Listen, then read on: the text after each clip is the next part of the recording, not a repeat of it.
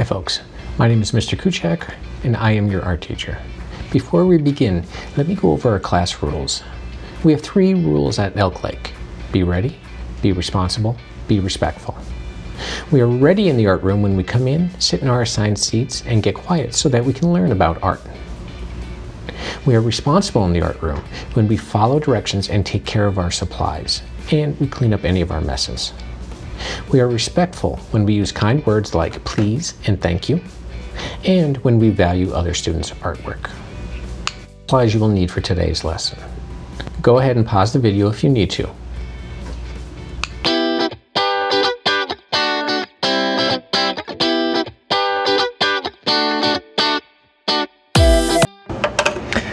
Hi folks, today we are going to be working on our duct tape tie. So with our tie, you can see it is a much longer piece of duct tape than the bow. And what we want to do is, just like we did before, start off with the sheet of duct tape. So we need to have duct tape sealed on both sides. What we don't want to do though is we don't want to seal this or tape this inside the form, because then we don't have anything to trace. What we also don't want is duct tape that looks like this, where it's really wrinkled on both sides and where it was long and then you just flopped it over. One side may have some wrinkles and that'll be the back of it, but having wrinkles this bad on both of them, and you can even see where the form got taped into there a little bit, that's not what we're after. So let me show you how we are going to start with our duct tape. Give me 1 second to get set up and then we'll get ready. You will need a form of the tie, or you can have an actual tie that you are going to trace. You're also going to need your duct tape. You're going to need some scissors too. And the only other thing after that to put it on is a bobby pin. All right folks, once you have your supplies, so you're going to need a pair of scissors, you're going to need a Sharpie eventually, you're going to need a bobby pin to be able to wear it. We'll talk about this towards the end. You're going to need 2 little rectangle pieces of duct tape. So when you're cutting out your form, please don't throw any duct tape away yet until I show you how to cut that out. You're also going to need your tie pattern. So either use a pattern, or if you have a tie at home that you want to copy, you could do that too. So what this does is it gives us the size, the length that we need for this. The nice thing about using a table with a plastic top, and especially with duct tape, is that we can tape it, the edge to the table, spread it out, cut it, and it'll still release. Now, this is an industrial product, so we are not putting it on our hands, our face, anything like that, because it will rip skin off. So make sure you're using it correctly. Now, the first thing I'm going to do is I'm going to tape it right to the table, and you can see I'm going to move my form up a tiny little bit. Let me grab my scissors there, and I'm just going to pull this open until I get kind of to the end. This way, what I can do is I can push on the duct tape, and by pushing on the duct tape, see the way it's nice and straight and even? This helps me with I'm cutting. So I'm going to open my scissors up all the way. I'm going to find a set of dots on the tape, and I'm going to cut straight down. Once I have that, I'm just going to take it and I'm going to move it to the edge of the table so that it's just hanging down nice and straight, and so that it is not stuck to anything, because this is like a glue trap. It wants to stick to absolutely everything. So once again, I am going to tape it there. I'm going to pull it out, pull it nice and tight, and give it a cut. Now, if you have someone sitting next to you who can help you pull the duct tape as you cut, that's a big help. That's working with team, that's a little bit of teamwork there, and working as a team is a great idea.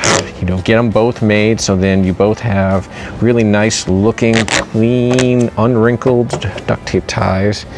That's going to help matters a lot. So I need one more, and then I can start sealing it up. Now, both ties that I show you today, no matter what, they all basically start with this shape and this length. So now that I have my pieces of duct tape done, what I'm trying to do is I'm trying to maintain the wrinkle-free kind of look that they have. So right now they're doing pretty good. I'm going to take another piece of duct tape. I'm going to flip it over so that it's sticky side up. This is where kind of like the danger zone is, where it all wants to stick together. So I'm going to bring this right up, pull it up a little bit, and then drop it in place. Once I drop it in place, you can see that one side wrinkles a tiny little bit, but that's okay. I don't have any really major spots in there. If there's something that really went wrong, don't worry, one side will be the back, and just concentrate on keeping this top part wrinkle-free. Now the next part that I'm going to do is I'm going to come over the top. If I go over the part I just put down though, it doesn't overlap, it doesn't make it as strong. There's a good chance that it could like almost fall in half. So we want to take our duct tape and we want to go over the shorter end. So that would be the first piece that was down. What I do is I line it up so that the edges, and once I drop it down, I do not try to pick it up. Once it's in place, it's not going anywhere.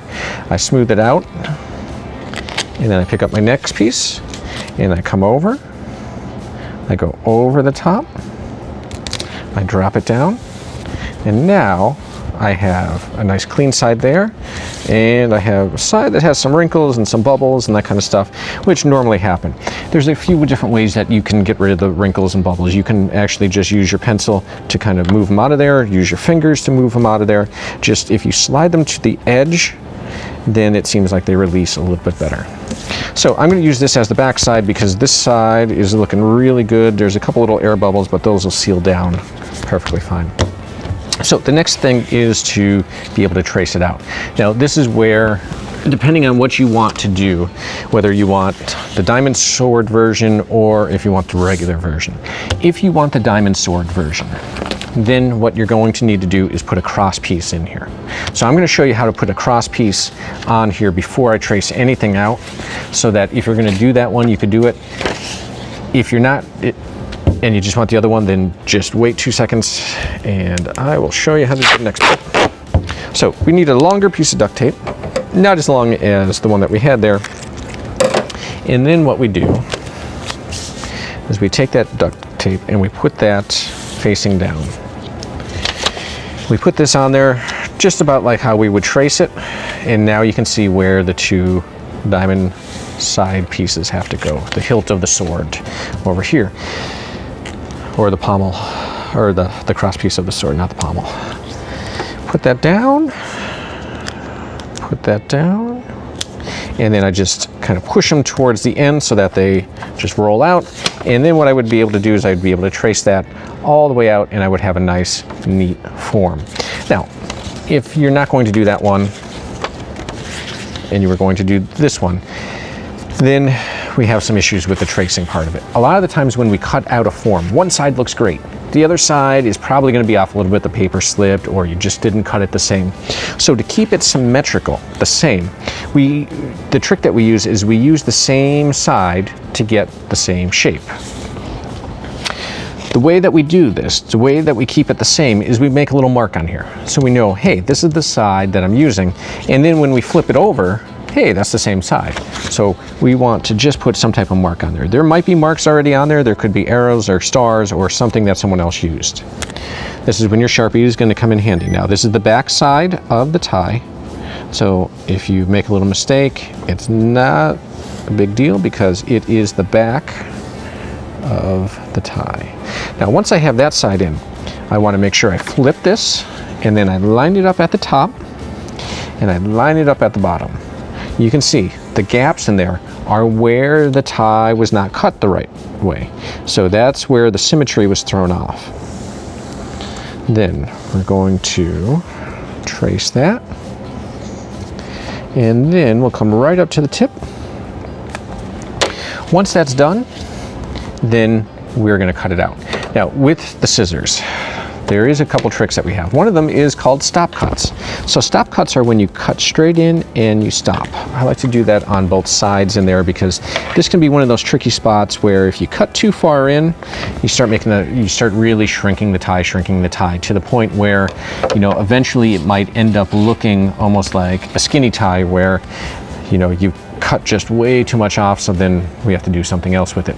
So just be careful with your cutting so that we can get that in there.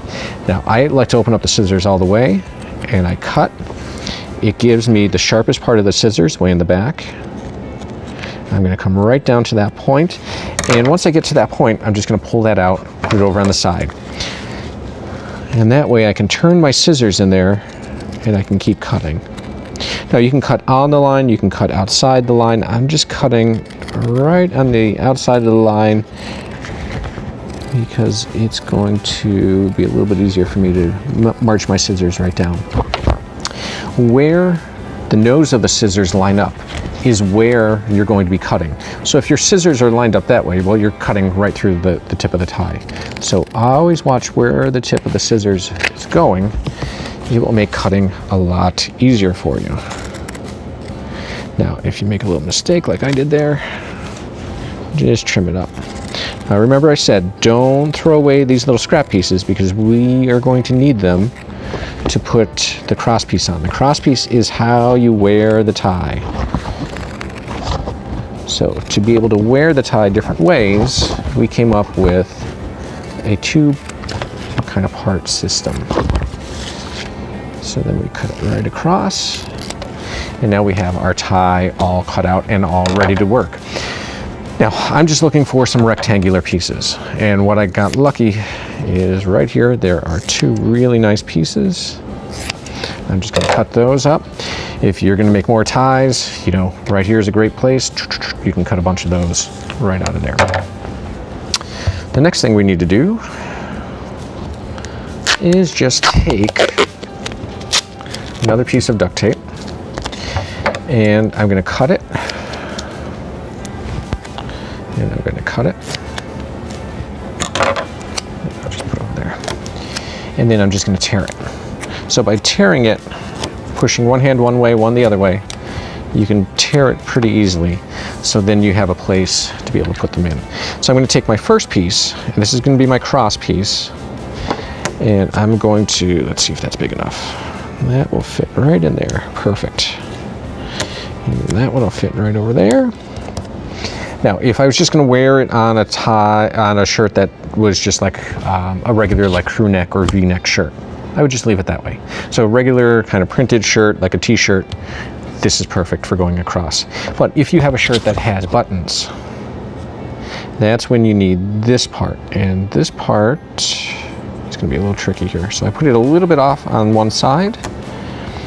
I tape the bottom. Oh, don't move on me. There we go. And then I need to tear that a little bit smaller to fit it in here at the top. The reason why I tore it a little bit smaller, I didn't want to seal up that part because that's where bobby pin will go. So if you have a shirt with buttons on it, you need to be able to put this sideways so that it grabs a hold and stays there. If it's just a regular kind of t-shirt or even like a sweatshirt, just put it that way. What some people do too is if they find that the bobby pin's sliding a little bit, you can take a little piece of tape and you can put it over the end, and that kind of locks the bobby pin in place and it keeps it from like pulling up on the shirt. Now there's different designs, different ways that you can do your tie. Like we said, you know, if there's a bunch of mistakes, make a skinny tie out of it. If you are doing the diamond sword, you know, you have the cross pieces here, and then you have all the parts through there, and then you can use your Sharpies and decorate it. Once again, when you are decorating, patterns work great. So patterns that crisscross and go across and come down, maybe patterns of different colors. You can even use images on there. So if you wanted to do an image of something, you know, once again, you could take that in there too. So a lot of different ways to make your tie. Can't wait to see what you do. Just take your time, and remember, this is an industrial product, so don't leave little pieces out for, you know, little brothers and sisters to mess around with them, or to get them taped around there, or even across your mouth or in your hair. It is extremely painful to pull it off, so please do not put anything on your face, on your hands, near anyone's hair, because that will not be a good day for them. All right, so have a great day. Can't wait to see what you make. Do your best with the project, and I will see you next time. Have a great day. Bye.